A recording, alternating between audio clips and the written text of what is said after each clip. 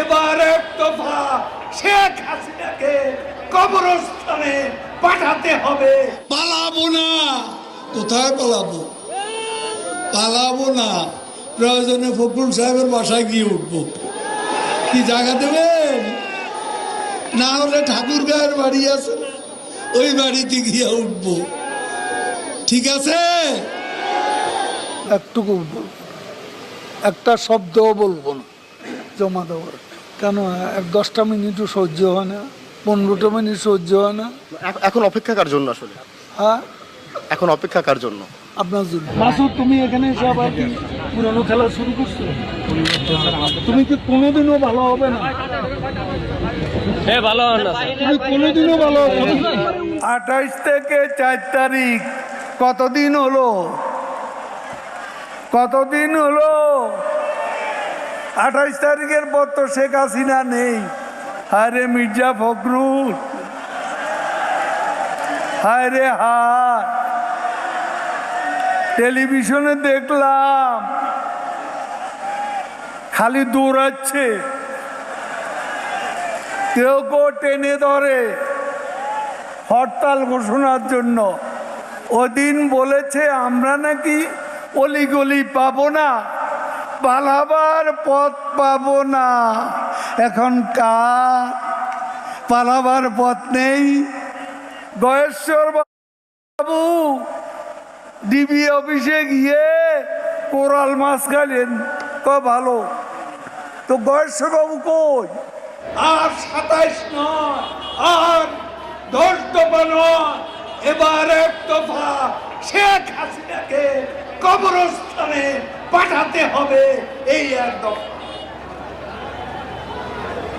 এটা কি আপনারা শুনেছিলেন? আজ তাই বলতে চাই, ফখরুলের মনেও সেই কথা। শেখ হাসিনা ভাগ্যবতী। মহাবিপদ সংকেতের মধ্যে তেমন ক্ষয়ক্ষতি সম্মুখীন হয়। আওয়ামী লীগ কচু পাতার উপর ভোরের শিশির বিন্দু নয়, টোকা লাগলেই পড়ে যাবে। একথা যদি মনে করেন ভুল করছি। দিবা স্বপ্ন, এই প্রশ্নের অনেক জবাব দিয়েছি। তুমি জবাব দাও।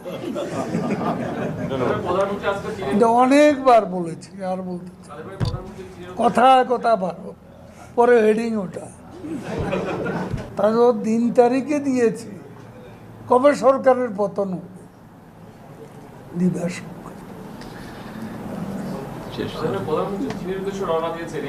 দিবা স্বপ্ন, বিলবোর্ডে চেহারা আর সামনে দিকে আনা। শেখ হাসিনা ডিজিটাল করে সবারই নায়ক বানাইয়া দিচ্ছে। মঞ্চে সব নেতা, পুরা নেতা, আদলি নেতা, শিকি নেতা, আতি নেতা, পাতি নেতা, নেতা নেতা স্টেজ ভাঙবে। আমি বেচারা আহত। এই মঞ্চ আমার দরকার নেই, মঞ্চে এত নেতার দরকার নেই। কর্মী দাঁড়ান, নেতা কমান, এত নেতার দরকার কি? এত নেতার কাজ কি? কি কাজ করে এই নেতারা? মাসুদ, তুমি এখানে এসে আবার কি পুরনো খেলা শুরু করছো? তুমি কি কোনোদিনও ভালো হবে না? ভালো হন না তুমি কোনোদিনও ভালো হবে না। মাননীয় সাধারণ সম্পাদক, আমরা একটু লাইভে ছিলাম, একটু যদি বলতেন যে আপনারা তো এখন নিশ্চয়ই প্রধান নির্বাচন কমিশনের সঙ্গে বৈঠক করবেন, একটু আনুষ্ঠানিকতা যদি একটু বলতেন। একটুকু বলবো, একটা শব্দও বলবো না জমা দেওয়ার। আমরা যে নামটি জানতে পেরেছি সেটি কি আসলে সত্যি কিনা? না, সেটাও বলবো না। কখন আসলে আপনারা আনুষ্ঠানিকভাবে বের হওয়ার পরে নিশ্চয়ই বলবেন? কেন 10টা মিনিটও সহ্য হয় না, 15টা মিনিট সহ্য হয় না।